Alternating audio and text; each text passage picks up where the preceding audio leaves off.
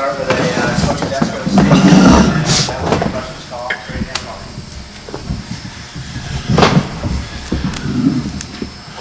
Well, I thought it was a very good win for us today. I think that Rutgers came into the Carrier Dome ready to play, obviously. The score was in the first quarter. They came out, made some nice plays, and got up early on the scoreboard and kind of looked up and knew we were going to have to roll our sleeves up to get back in the game. Fortunately, we got a little bit better in the second quarter. Then we came out in the second half and I think started to figure out who they were, how to shoot on the goaltender. My hat's off to their goaltender. I thought that he was superb. At the end of the second quarter, we had, we're trying to get back in the game, tie it up, at least make the score close.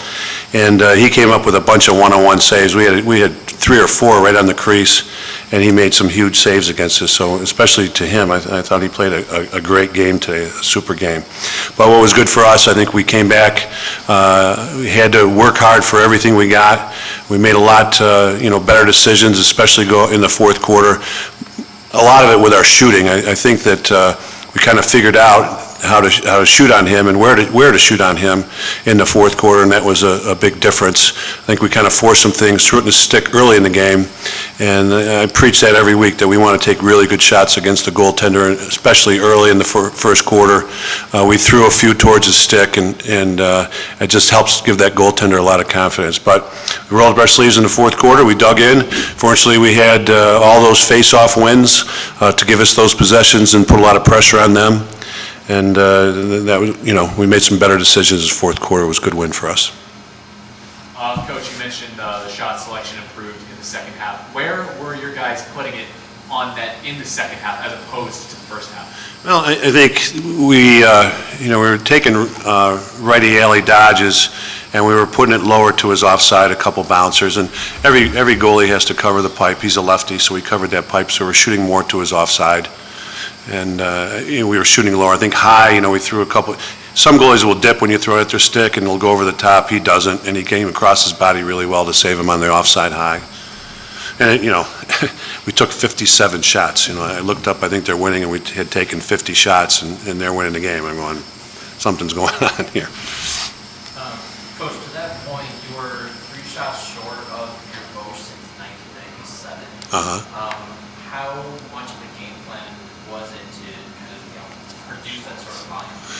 Well, I think that with the score the way it was, as the game was going on, we had to take more shots, and I think their goalie had us thinking about it some when with all the saves he was making.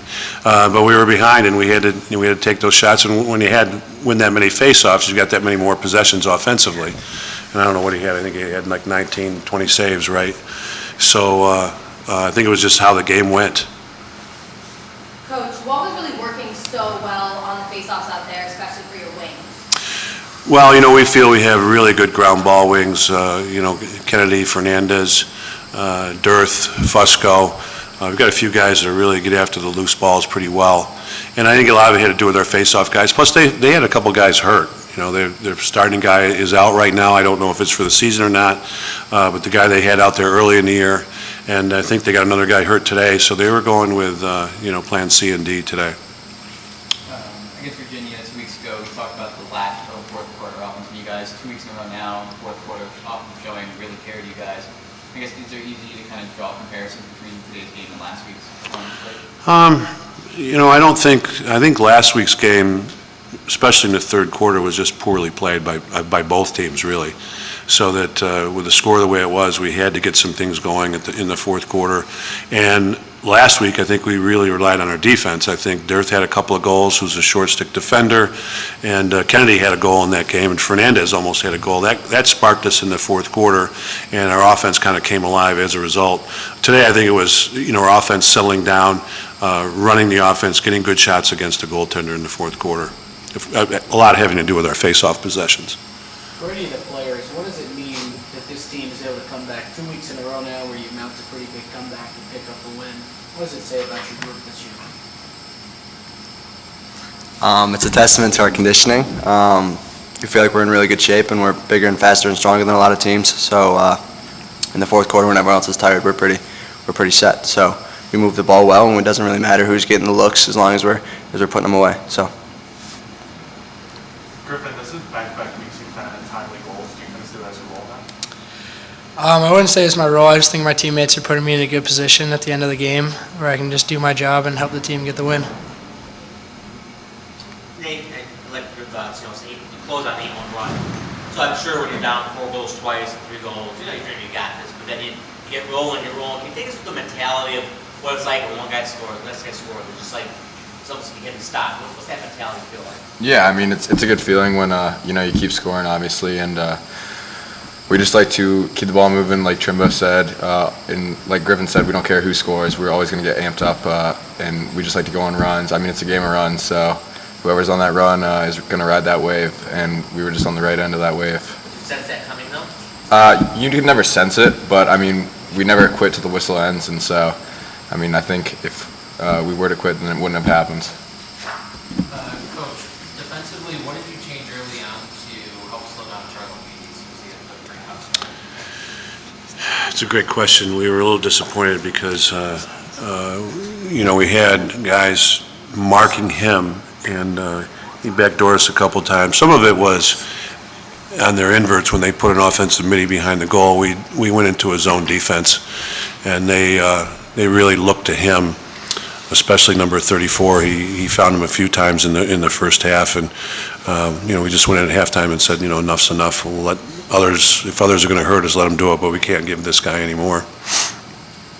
Jamie, you had 11 shots. Obviously, it all worked out because you were able to get 4 goals past him, but does it get frustrating in a sense when you see a goalie of that caliber able to stop so many of your shots, but you still keep firing? Yeah, I guess it was pretty good. So you just got to keep putting them on cage and put them in the right spots, and hopefully you get a few past them. You can't really do much when the kid's standing on his head, but we just keep putting called pucks on net. We had 50-something shots, so just keep after it, and a couple will fall. And Coach, to put Griffin on the field late in the game is one thing, but also to get the ball in his stick as well, and then have him, of course, get it on net. What gives you the confidence to know that he can excel in those late game pressure situations?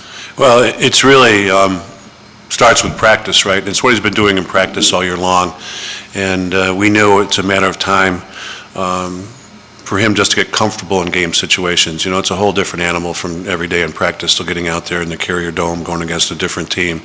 So he did what we see in practice every day. He made some, very good moves. Obviously the goals were big. I think that, in earlier games, maybe he forced his shot a little bit or wasn't, didn't place it the way he did today, but he did a much better job today with that. Griffin, how comfortable did you feel out there today? Well, in the first half, I got stuffed on the crease, so I kind of took a little bit of confidence away. But then in the fourth quarter, the team everyone was rolling, everyone had each other's backs. So I think, as the team, just gives you some confidence. So I felt pretty good out there. Coach, you knew coming into this game that this team was going to be pretty quick on transition. They still got a couple goals off that way, but how were you able to slow them down? Really, between the face-offs where we didn't give them many options off the face-off as far as transitions because we came up with the ball so many times. And then we just kept beating to death all week and then gave up a couple in the first half and just basically our offensive middies getting back. And I think you might have seen today, even Voigt got back once or twice coming from attack because he was the last guy to get back, and he understood that he needed to get back and stop their transition. And fortunately, our middies saw that and stayed on side, so they didn't go over. I'd like your thoughts. Next month we'll break games against Cornell, Notre Dame, Duke, rivalry game against Hobart. 3 of those teams are possible top 5 opponents. So as you look at the first 6 games of your season this year, close games, tough games, where do you think you are heading into really is what yet even more tough month possible in the next 4 games? Well, we've talked all along, we just want to keep improving. And a game like this today, you don't want to start out like that if you don't have to. But for us to adjust as the game went on, the players getting more comfortable and getting the win like we did today, we just want to keep growing from that. So it's really just about getting better. The guys have watched a lot of film. We'll watch a lot of film tomorrow, and they're seeing what they're doing well and what they need to improve on, and we'll come up with drills and practice facets of the game that we need to get better, and that's what we do. 2 more, sorry.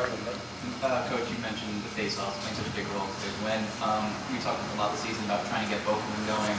Today, it seemed like that was happening. Was kind of today the ideal for you and how you kind of want to run faceoffs? Yeah, I mean, we'll do what we have to do. I mean, the guys are both, good in their own way, and we feel we have really good wings, so that, coaches will read, Coach Donnie, who does the face-offs, he'll read what they're doing, or he's already scouted all their face-off guys, so if one of our face-off guys has a better move against one of their others, we'll adjust, and he'll put in a different face-off man. Some of it depends too on, do we want the ball out? Is it being tied up? Is Fop a little better with the ground balls? So it's a lot of things going on in there. Speaking of that, 8 straight face-off wins to start the fourth quarter. How big was that to boost the team? That was huge because, we needed to stop their transition, we needed to stop their scoring, and to give our offense that many more opportunities to get comfortable in what we were doing. I think you probably saw when we started to get on that run, we knew what they were doing defensively. Guys felt better about shooting against the goaltender, and it had a lot to do with all those possessions off the face-off.